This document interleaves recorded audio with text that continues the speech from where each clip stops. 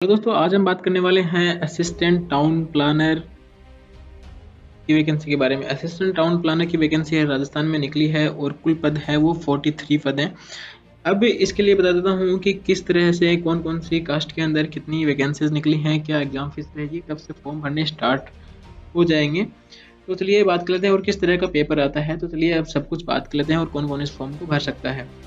सबसे पहले बात कर लेते हैं असिस्टेंट टाउन प्लानर मतलब सहायक नगर नियोजक के जो अंतर्गत कुछ पद निकले हैं, 43 पद निकले हैं।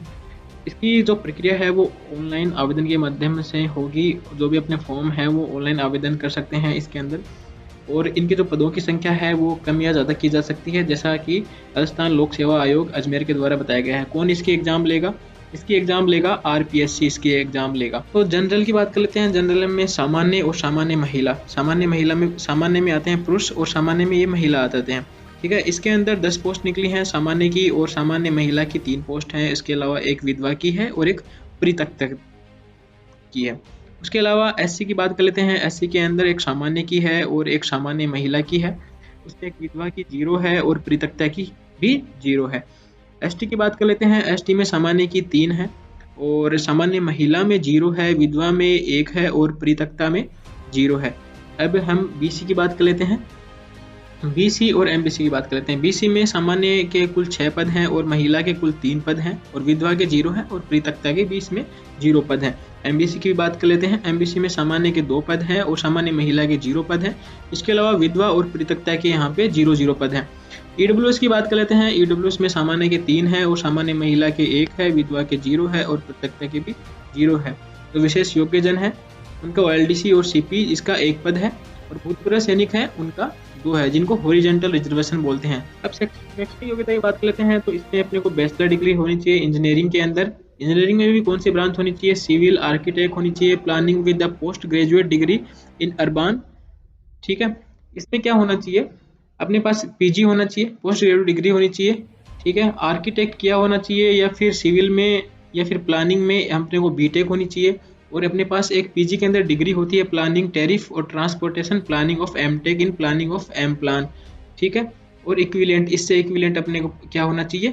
एक डिग्री होनी चाहिए। ठीक है, इसके अलावा बता देता हूँ और लगा के दिया हुआ है कि bachelor degree in planning architecture from a recognised institute of university and established by law in India, 2 years experience in the field of town planning.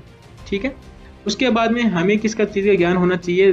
Point number 2 यहाँ पे दिया गया है, working knowledge of Hindi written in Devanagari, knowledge of Rajasthani culture अपने को होना चाहिए। ठीक है, अब शैक्षणिक अर्हता संबंधी प्रावधान क्या है? अब कुछ लोगों का ये भी क्वेश्चन होगा कि हम अभी परस्यूइंग में हैं, अभी हमारी जो बीटेक है या फिर एमटेक है हमारी चल रही है, तो हमारा क्या होगा? तो उसके लिए ये दे रखा है कि यदि अंतिम वर्ष की परीक्षा में सम्मिलित हुआ हो या सम्मिलित होने वाला व्यक्ति भी आवेदन करने के लिए पात्र होगा, किंतु उसे आयोग द्वारा आयोजित लिखित परीक्षा से पूर्व शैक्षणिक अर्हता अर्जित करने का सबूत देना होगा। अब बात कर लेते हैं कि कितना पे मैट्रिक्स है, कितना पे लेवल है। तो इसका जो ग्रेड पे है वो कितनी होगी? 5400 की ग्रेड पे है, L14 की कैटेगरी में ये आएगा।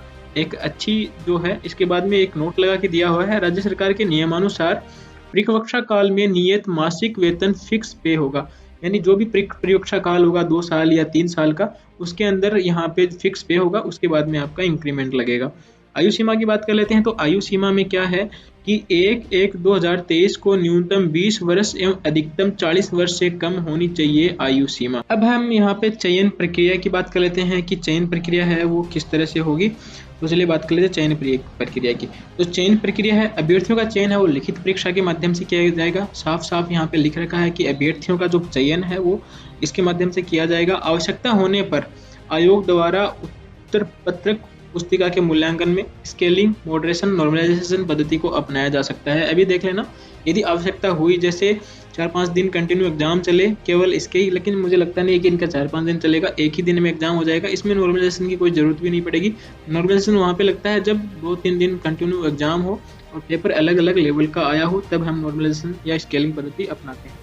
तो जहाँ तक मुझे लगता है ये नहीं होगा है, फिर भी हम थोड़ा बता देते हैं कि आवेदन की जो प्रक्रिया है वो 10 तारीख से स्टार्ट होगी, मतलब 10 अक्टूबर से स्टार्ट होगी और 9 नवंबर तक चलेगी, रात को 12 बजे तक।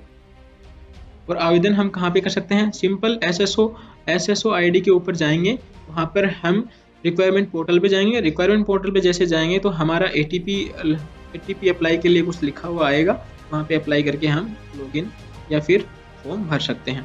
चलिए अब आगे बात कर लेते हैं। बात कर लेते हैं कि सब्जेक्ट क्या होगा और किस तरह का क्वेश्चन आएगा, कितने नंबर के क्वेश्चन आएंगे, तो उसकी बात कर लेते हैं। तो सब्जेक्ट दो पार्ट होंगे, पार्ट ए होगा, पार्ट बी होगा। पार्ट ए के अंदर आएगा जनरल नॉलेज ऑफ राजस्थान का जितना भी जनरल नॉलेज है वो आएगा। उसके अलावा पार्ट बी होगा, उसके अंदर क्या आएगा? कंसर्न सब्जेक्ट आएगा। ठीक है, नंबर ऑफ क्वेश्चंस कितने होंगे? जो जनरल नॉलेज ऑफ राजस्थान है उसके 40 क्वेश्चन होंगे। कितने नंबर के होंगे? 40 ही नंबर के होंगे। इसके अलावा कंसर्न सब्जेक्ट जो भी आपका सिविल से रिलेटेड सब्जेक्ट है, आर्किटेक्ट या प्लानिंग से रिलेटेड सब्जेक्ट है, उसके अंदर क्या होगा? उसके अंदर एक तो 10 क्वेश्चन आएंगे और नंबर उनके कितना होगा? एक क्वेश्चन 1 मार्क का होगा, तो 110 हो जाएंगे। टोटल कितने होंगे? 150 होंगे। और कितने घंटे में करने हैं? 2.5 घंटे में करने हैं। नेगेटिव मार्किंग होगी, shall be applicable in the evolution of the answers for every wrong answer 1/3 of the marks. अब नेगेटिव जो मार्किंग होगी वो कितनी होगी? वो 1/3 होगी। अब परीक्षा शुल्क की हम यहाँ पे बात कर लेते हैं कि परीक्षा शुल्क है वो हमारा कितना लगेगा। तो हमारा जो परीक्षा शुल्क है वो देख लेते हैं एक बार। जो राजस्थान के जो क्रीमिलेयर श्रेणी के अन्य पिछड़ा वर्ग व अति पिछड़ा वर्ग के जो भी आवेदक हैं उनके 350 रुपये लगेंगे। इसके अलावा राजस्थान के नॉन क्रीमिलेयर श्रेणी के अन्य पिछड़ा वर्ग और अति पिछड़ा वर्ग एवं आर्थिक रूप से कमजोर जो EWS के आवेदक हैं उनके 250 रुपये लगेंगे। इसके अलावा निःशक्त जन राजस्थान की अनुसूचित जाति, अनुसूचित जनजाति जिनकी पारिवारिक आय है वो 2.5 लाख रुपये से कम है, उन आवेदकों के लिए 150 रुपये निर्धारित किए गए हैं। TSP क्षेत्र के अनुसूचित जाति, अनुसूचित जनजाति एवं 12 जिले की समस्त तहसीलों के शहरिया आदिम जाति के आवेदक हेतु है जो 150 रुपये हैं वो निर्धारित किए गए हैं। और जिन भी बच्चों ने 2.5 लाख रुपये से नीचे की जो आय है वो सिलेक्ट करेंगे तो उनके लिए क्या कहा गया है कि साक्षात्कार या इंटरव्यू के समय 2.5 लाख रुपये से कम का जो आय प्रमाण पत्र है वो हमारे सामने प्रस्तुत करना होगा, अन्यथा हम आपका सिलेक्शन नहीं करेंगे। इसके अलावा जो भी OBC लिखते हैं या फिर OBC वाले स्टूडेंट हैं, OBC का जो सर्टिफिकेट है वो फॉर्म भरने की डेट से पहले का बनवा लें, क्योंकि उसके बाद में लोचा करेंगे जिस तरह से ग्राम सेवक और पटवारी वाले बच्चों के साथ में या फिर कंप्यूटर अनुदेशक वाले बच्चों के साथ में किया गया है। एग्जाम के जितने भी नोटिफिकेशन है वो हमारे चैनल पे देखने के लिए हमारे चैनल को सब्सक्राइब कर लें। आज के लिए सिर्फ इतना ही, धन्यवाद।